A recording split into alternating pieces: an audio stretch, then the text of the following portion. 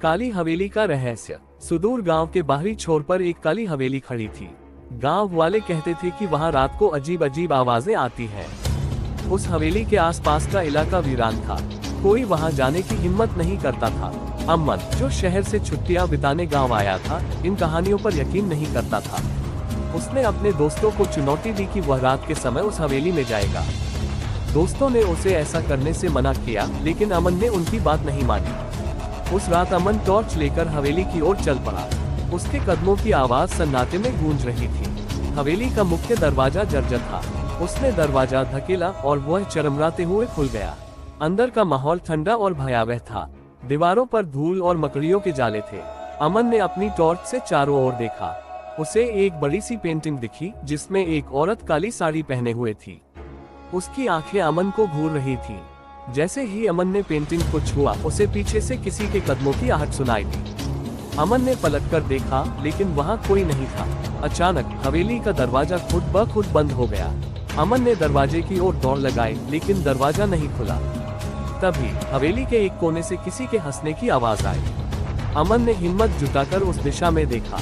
उसे एक कमरा दिखा, जिसकी खिड़की से हल्की रोशनी आ रही थी। अमन ने कमरे के अंदर झांका।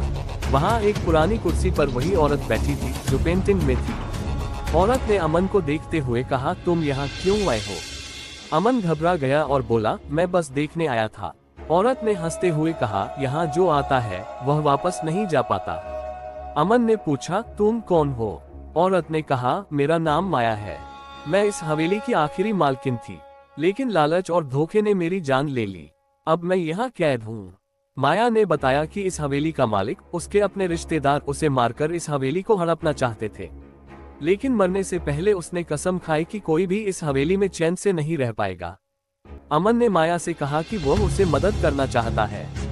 माया ने कहा, अगर तुम मेरी आत्मा को शांति दिला सको तो मैं तुम्हें यहाँ से सुरक्षित जाने दूंगी। अमन ने माया से पूछा, मैं तुम्हारी आत्मा को शांति कैसे दिलाऊं?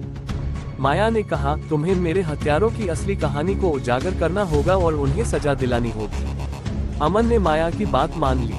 उसने गांव लौटकर उन घटनाओं के बारे में लोगों से सवाल जवाब करना शुरू किया। धीरे धीरे उसने सच्चाई का पता लगा लिया। माया के रिश्तेदार अभी भी गांव में रहते थे। अमन ने उन सबूतों को इकट्ठा किया और पुलिस के पास पहुंचा। पुलिस ने कार्रवाई की और माया के रिश्तेदारों को गिरफ्तार कर लिया।